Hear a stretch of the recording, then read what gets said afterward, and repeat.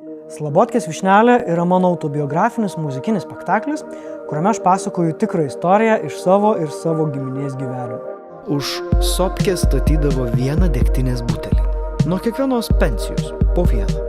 O mes susipažinom kalėjime mūsų giminės žvaigždė. Nėra pas mus vandentekio vaikelį, jeigu reikia, tai mes bambaliais atsinešam. Atidarė krautuvėlę pavadinimu Višnelė. Vaikeli, visko aš turiu, kad tu pamatytum, kiek skudurų aš turiu. Tas pats kvapas, kaip ir prieš 27 metus. A tu žinai tokį Henriką Daktarą? Tiesa, kad jūs sėdėjot Iš kalėjime. kalėjimo kažkoks atvažiavo. Nei tu pažįsti, nei ką. Man buvo taip gražu, kad jos taip didžiuojasi tuo savo likimu.